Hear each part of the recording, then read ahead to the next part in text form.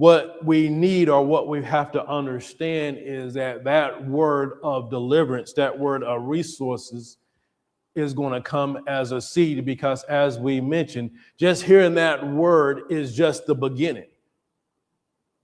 That's the start. Now you've got seed, the seed of the word of God. I'm going to share this with us real quick. Put up Luke, please, chapter 8 and verse 11. You're already in chapter 4, but let's put up Luke chapter 8 and verse 11. I'm going to turn a couple of pages in my scriptures.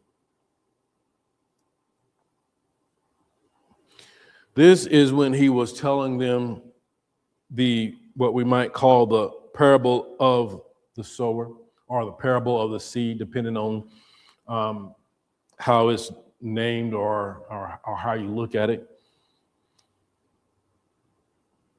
We get down to verse 11, and it says, now the parable is this: the seed that he's been talking about, which we might look at here, is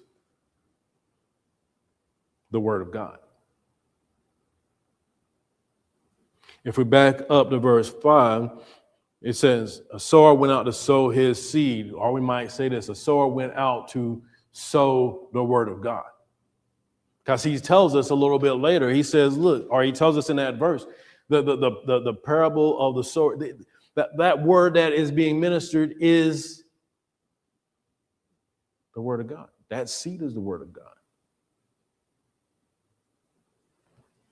So I went out to sow his seed. As he sowed, some fell by the wayside, and it was trodden down. The fowls of the air devoured it.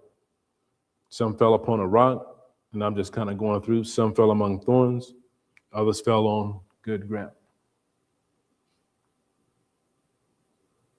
In all of these situations that we have right here, all of them have heard the word. All of them have heard what we might look at as the gospel. All of them have heard it.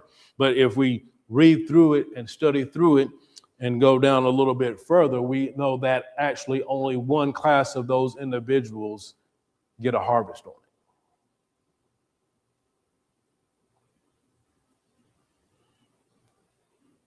The seed of the word of God would have worked for any of those individuals, any of those classes of individuals.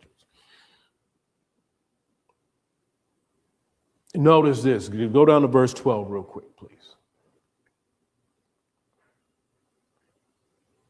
Say, Pastor Michael, in the case of what we were looking at a little bit earlier, why preach it to the poor? Because it'll work for any class of individual. It'll work for any individual who will take action on it.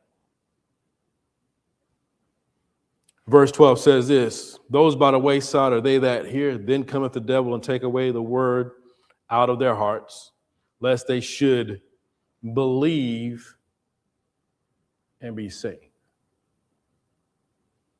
The word was sown, it went in, they heard it.